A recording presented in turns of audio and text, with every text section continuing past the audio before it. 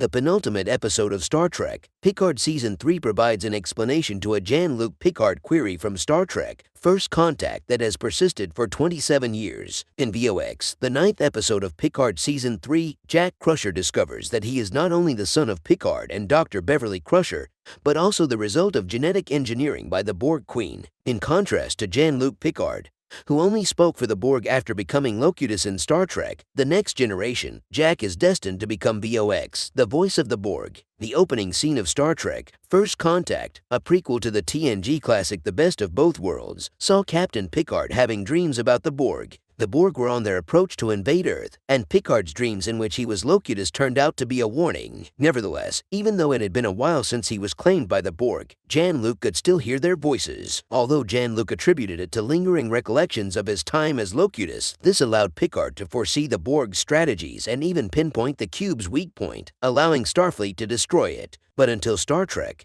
Picard Season 3, Picard's ongoing relationship with the Borg Queen and synthetic baddies was left unresolved. In Star Trek, Picard Season 3, Episode 9, Commodore Geordi LaForge revealed to Jean-Luc that the Borg never really let Picard go after studying his DNA. But 35 years ago, no one knew or could have identified what else the Borg left behind: organic Borg DNA in Picard's brain. Jean-Luc's mechanical Borg implants were entirely removed from his body when he was reclaimed in TNG. This organic DNA was left over from a patient named Locutus who was actually suffering from the Aromatic Syndrome. Even worse, Jack Crusher, Jean-Luc's biological son, inherited the organic Borg DNA. It is believed that Picard's latent organic Borg DNA, which remained in his body after he was transformed into Locutus, is what allowed him to hear the Borg in Star Trek First Contact. The Borg Queen remained in contact with Picard despite her attempts to charm and make Lieutenant Commander Data her partner in First Contact. When he murdered the Queen and broke her mechanical spine, Captain Picard believed he cut his ties to the Borg, symbolically severing those ties. But it simply wasn't the case because the Borg had already implanted their organic DNA in Picard's brain when he was Locutus, and that DNA remained there until Jean-Luc's passing. When Star Trek, Picard Season 1 came to a conclusion, Admiral Jean-Luc Picard passed away. Dr. Alton Inigo soon subsequently placed Picard's consciousness into his golem, a synthetic body that was later created into a new, positronic Picard. The Aromatic Syndrome was widely believed to be the cause of Picard's death at the time, but as Dr. Beverly Crusher reveals, he never actually had it. The organic Borg DNA in Picard's brain mimicked the symptoms of Aromatic Syndrome, and 20 years after passing that Borg DNA onto his son, Jack Crusher, the old Jean-Luc perished from its side effects. As Jean-Luc's body was kept in Daystrom Station following his death, Dr. Soong examined Picard's brain after his passing